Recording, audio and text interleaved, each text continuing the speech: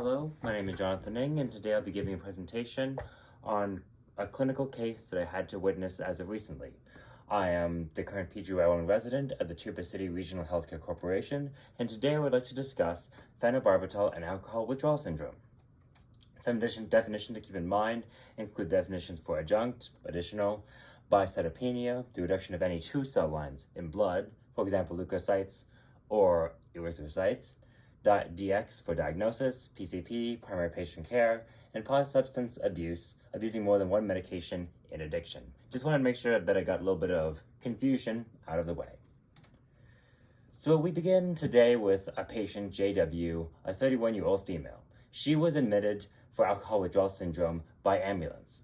Patient had called and asked for EMS to arrive to her home as she was showing common signs of alcohol withdrawal. For example, headaches, confusion.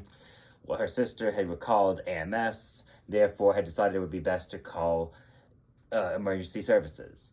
Patient, upon interview, had recalled taking 10 or more drinks daily of vodka for the past 2 weeks.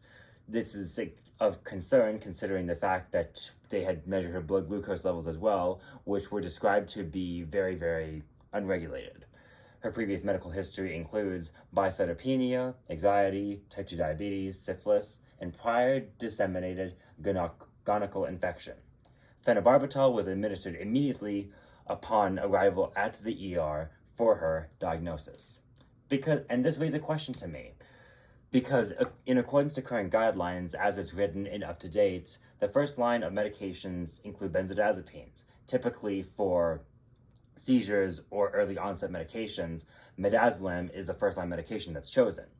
After that, diazepam, lorazepam, and chlordiazepoxide are preferred for long-term treatment or long-term management of patient's overall side effects and withdrawal symptoms for cravings that may occur from alcohol. However, phenobarbital was considered more like a footnote as an adjunct therapy to these medications as extra support in case these medications were not effective, which is why I decided to look further into it, and I was comparing phenobarbital to midazolam. And I could see that phenobarbital was far longer acting in comparison to that of midazolam, as seen by the half-life of 79 hours compared to that of 3 hours. There's a far higher therapeutic index compared to that of midazolam, so I could see that as a benefit. But then, when looking at it as a barbiturate compared to that of a benzodiazepine, I thought to myself that it has far stronger of an effect in compared to that of this being a CNS depressant in comparison to that of midazolam, as it's more non-selective, ergo, it will hit all of the GABAs, not just GABA A, and it will also affect NMDA receptors as well, thereby having a far more sedative effect in comparison to that of midazolam. So that's why I would further look into it, and I saw that the patient on outpatient medications was prescribed opioids, in particular Percocet, oxycodone, acetaminophen. As many patients that do come in with alcohol withdrawal syndrome typically do have this as a current issue that they would be facing, taking multiple medications in the process of addiction. Common combination that is typically discovered is that of benzodiazepines, opioids, and muscle relaxants, colloquially known as a trinity. And that's why I had the question, which is the following first line, before we get further, our drug of choice for alcohol withdrawal-induced seizures. As you can see right here, we have Keppra, Versed, aripiprazole, Zoloft, and phenobarbital. I'll give you a second to come up with your answer.